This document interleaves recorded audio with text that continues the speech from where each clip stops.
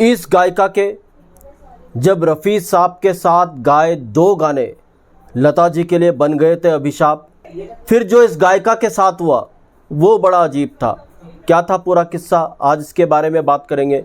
दोस्तों, चैनल पर नहीं हो तो चैनल को सब्सक्राइब कर लीजिएगा, बेल आइकन भी प्रेस कर लीजिएगा ताकि नोटिफिकेशंस आप तक पहुंचती रहे। नमस्कार, मैं महेश कोहली बॉलीवुड संगीत के सफर से।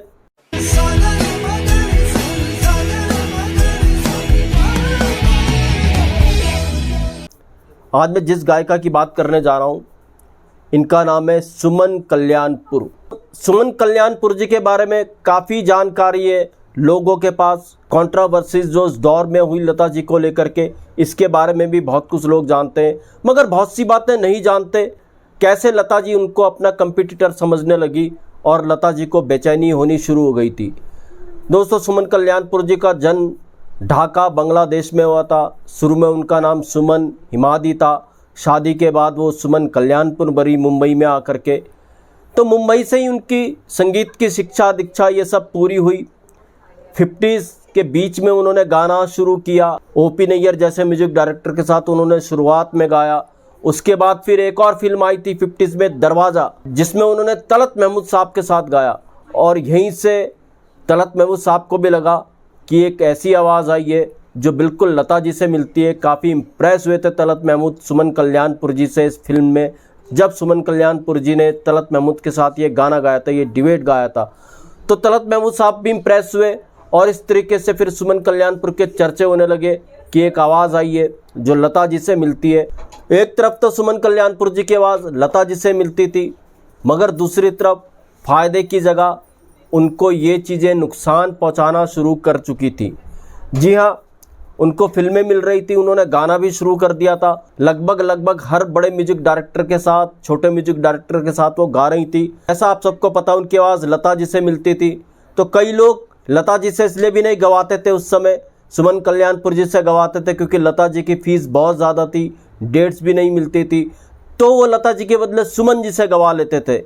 मगर 60 का दौर था जब लता रफ़ी का डिस्प्यूट हुआ रॉयल्टी को लेकर के, तो सुमन कल्याणपुर जी को अच्छे खासे गाने मिलने शुरू हुए रफ़ी साहब के साथ।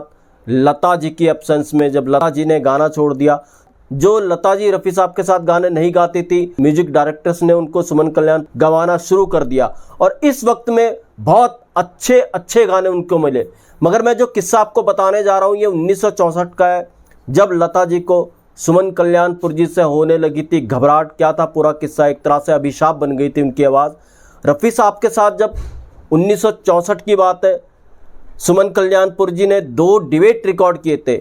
एक डिबेट था फिल्म सांझ सवेरा का, गाना था अजहुना आए बालमा,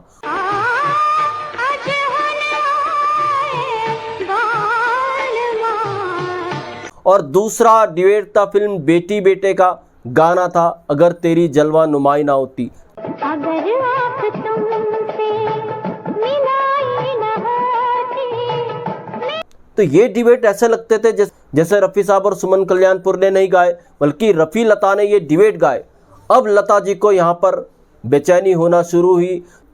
तो लता जी देखिए, गज़ल की एक कवाली सुमन कल्याणपुर जी की आवाज़ में रिकॉर्ड कर चुकी थी। ये कवाली थी उनसे नजरें मिली और हिजाब आ गया। अब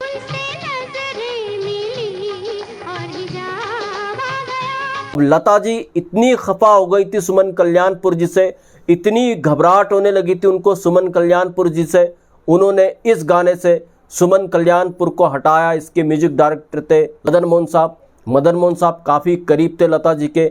मदन मोहन साहब को उन्होंने तुमसे नजरें मिली हिजाब आ गया, लता जी ने मदन मोहन साहब को कह करके इस गाने में तुमसे नजरें मिली और हिजाब आ गया, सुमन कल्याणपुर को हटाया। उसके बाद इस गाने को फिर लता जी के साथ मीनू पुरुषोत्तम ने गाया। तो लता जी को इतनी बेचैनी होने लगी थी सुमन कल्याणपुर जी ने।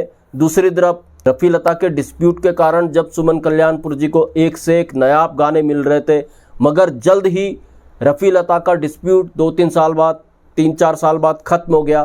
फिर सुमन कल्याणपुर जी पर लता जी हावी होने लगी और लता मंगेशकर ये कहने लगी थी, हर म्यूजिक डायरेक्टर पे दबाव बनाने लगी थी कि वो सुमन कल्याणपुर को गाने नहीं दे। ये ऑन द रिकॉर्ड सारी बातें हैं और इस तरह से फिर सुमन कल्याणपुर की आवाज़ जो लता जी से मिलती थी, वही आवाज़ सुमन कल्याणपुर जी की एक तरीके से दुश्मन बन गई थी। उनको गाने कम मिलने लगे थे। उसके बावजूद भी उन्होंने जो बॉलीवुड को गाने दिए, एक से एक गाने दिए, आप सोच भी नहीं सकते। दिल तुमने पुकारा और हम चलाए, ऐसे ऐसे गाने सुमन कल्याणपुर जी ने गाए।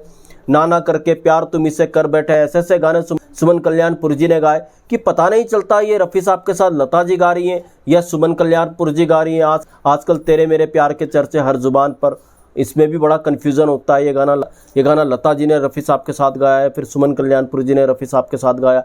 बहुत से गाने ऐसे हैं, रहे ना रहे हम, कितने गाने ऐसे हैं। और एक गाना दादा का मुझे याद आ रहा है, 1980 में एक दादा फिल्म आई थी, अल्लाह तू करम करना मौला तो रहम करना, कुछ ऐसा गाना था। इस गाने ने भी धूम मचा कर रख दी थी।